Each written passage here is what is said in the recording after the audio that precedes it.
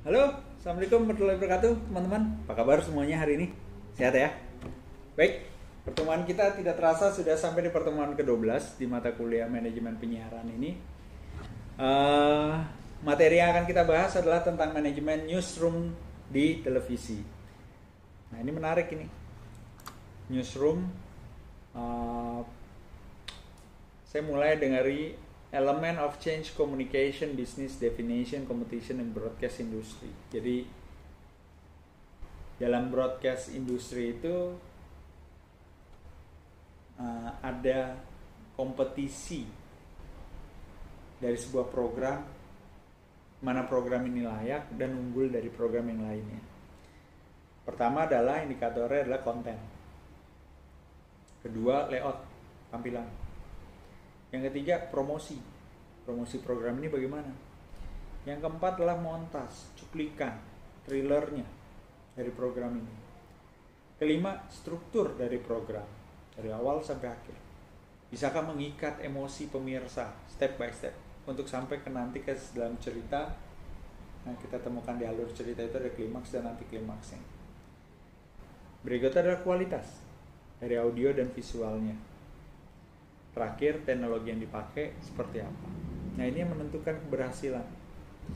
Elemen-elemen kunci dalam bisnis dunia broadcast. Kita mulai yang pertama adalah television program. Kita harus menentukan nih program kita namanya apa. Membuat program news namanya apa. Berikutnya, formatnya apa. Temponya programnya seperti apa nih? Mau bikin feature, news, temponya bagaimana nih? Cepat, lambat, slow but sure, atau kilas balik? Kesuksesan di depan, baru diceritakan masalahnya apa. Program style, color, konten. Nah, ini bagian dari manajemen membuat sebuah program di televisi. Nah, kalau kita ngomongin aspek yang lebih besar lagi, manajemen di media massanya adalah dia harus memiliki visi misi yang jelas, melakukan studi pasar dulu, membuat bisnis plan dulu, memiliki pengetahuan dasar dan pemahaman dasar prinsip-prinsip bisnis. Kalau ini kita bahas adalah tentang konten news, media televisi saat ini adalah berita televisi, maka prinsip-prinsip yang tadi itu, prinsip-prinsip bisnis yang tadi itu harus sampai pesannya kepada wartawan. Setiap reporter dan wartawan yang bekerja di dalam institusi media televisi berita tersebut, dia harus paham agar mereka dapat bekerja keras untuk meraih positioning di pemirsanya. Dengan cara apa tuh? Konsolidasi, meningkatkan kualitas, mengetengahkan idealisme. Jadi idealisme muncul itu biasanya yang dekat dengan kebutuhan pemirsa. Mencari peluang baru. Contohnya sekarang teknologi nih, TIK. Peluang barunya apa yang ada sekarang? Banyak orang udah TV sekarang multi platform, tidak hanya di satu channel. RCTI misalnya, kalian bisa temukan di mana saja, tidak hanya melalui frekuensi WHF terestrial. Begitu juga sekarang televisi edukasi, tidak hanya bisa disaksikan oleh pesawat televisi atau menggunakan perangkat satelit saja.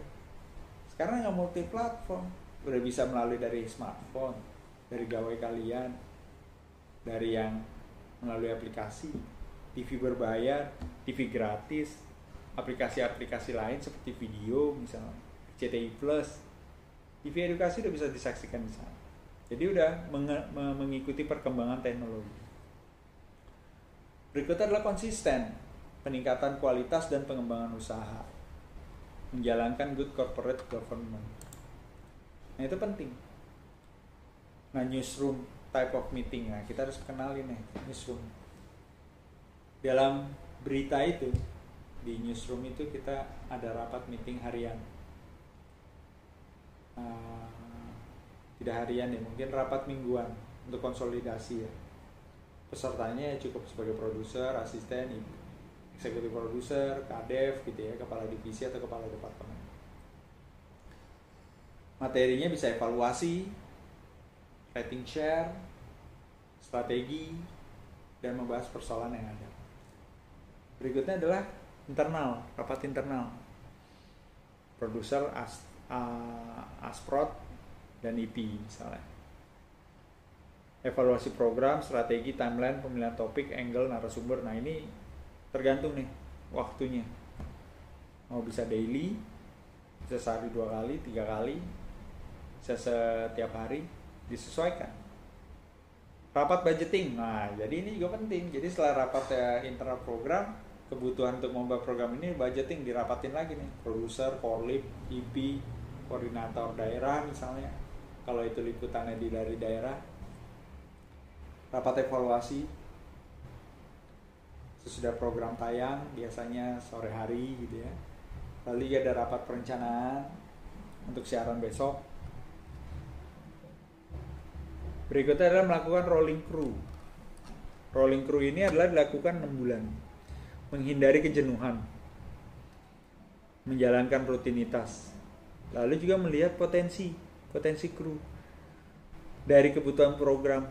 Dari kru magazine berpindah ke buletin dan seterusnya. Dari hard news ke soft news. Bahkan di beberapa stasiun TV menerapkan standar.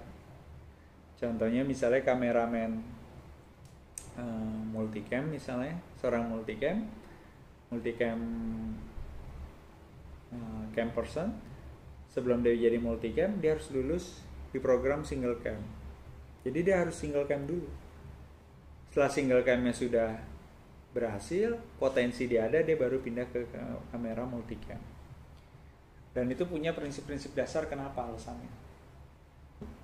Itu adalah potensi, melihat potensi. Dan bisa juga rolling antar program. Nah, di dalam departemen saja, redaksi pindah ke program lain, redaksi program A, redaksi pindah ke redaksi yang lain, dan seterusnya. Tujuannya hanya untuk menghindari kebosanan dan rutinitas serta melihat potensi yang ada. Nah, itulah materi kita kali ini sebagai stimulus saja di awal. Berharap teman-teman juga bisa menggali informasi di tempat lain, sumber yang lain, dan kita akan diskusikan hasilnya apa. Oke, sampai ketemu pertemuan berikutnya. Assalamualaikum warahmatullahi wabarakatuh.